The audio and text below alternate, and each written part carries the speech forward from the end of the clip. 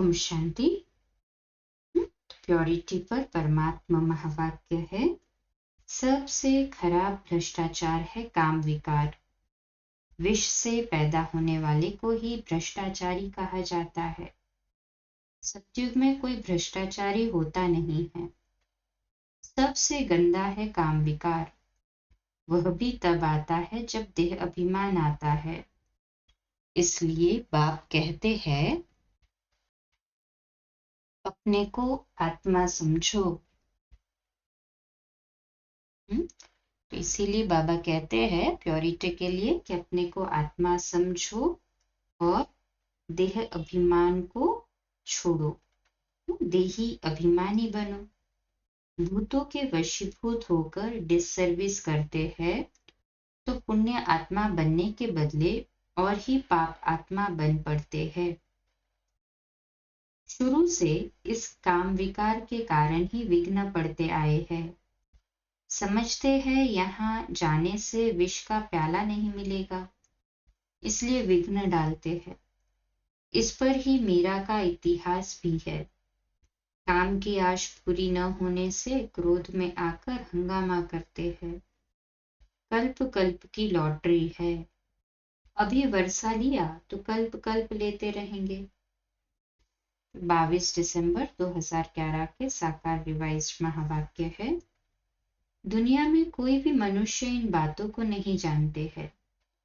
करके किसी की आत्मा कुछ पवित्र है तो उसका प्रभाव निकलता है, परंतु उसको भी पतित तो बनना ही है। पतित पावन एक बाप ही है। वह कहते हैं इन 5 विकारों को छोड़ो। अगर उनकी नहीं मानेंगे तो तुमको धर्मराज बहुत तंग करेंगे।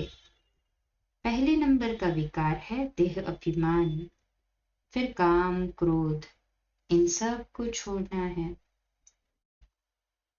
वह दिन भी आएगा जब पतित पावन बाप की इस सभा में कोई पतित बैठ नहीं सकेगा। किसी भी पतित को अलाउ नहीं करेंगे। ये इंद्र सभा है। ऐसे बहुत है जो छिपकर आकर बैठते हैं। ऐसे ऐसे को बहुत सजाएं खानी पड़ेंगी। इस सभा में कोई मांसाहारी भी नहीं आ सकते हैं। ज्ञान योग से ही आत्मा पवित्र बनेगी। इसलिए बाप कहते हैं सब कुछ भूल एक मुझ बाप को ही याद करो। फिर 12 नवंबर 2011 के साकार रिवाइज्ड महावाक्य है, हिंसा 2 प्रकार की होती है।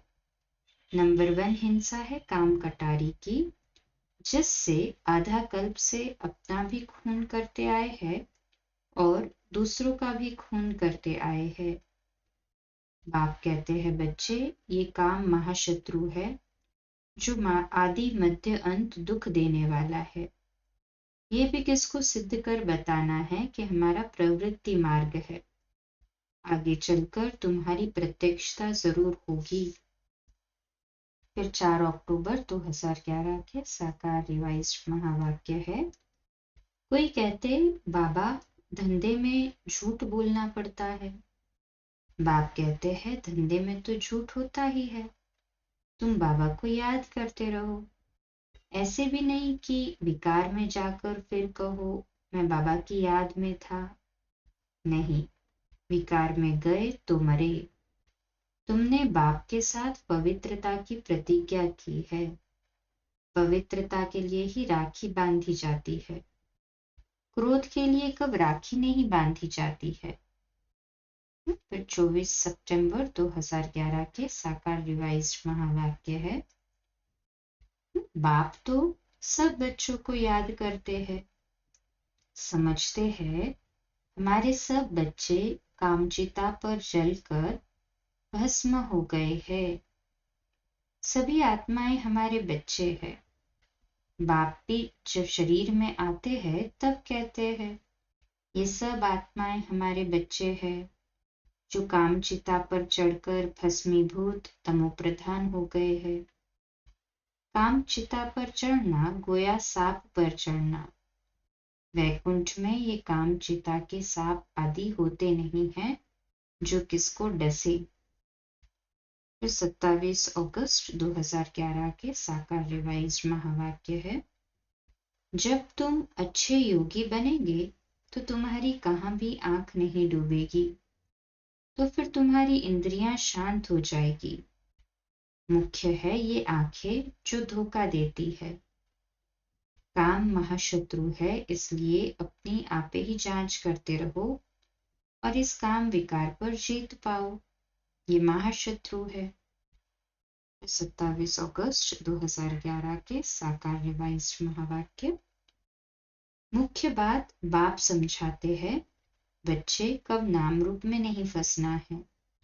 स्त्री पुरुष काम के वश नाम रूप में फंसते हैं।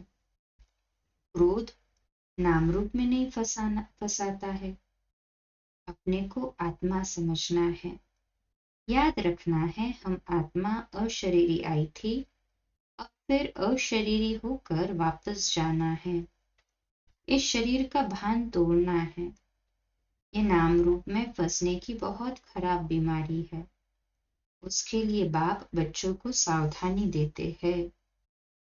फिर 12 फरवरी 2011 की साकार रिवाइज्ड मुरली।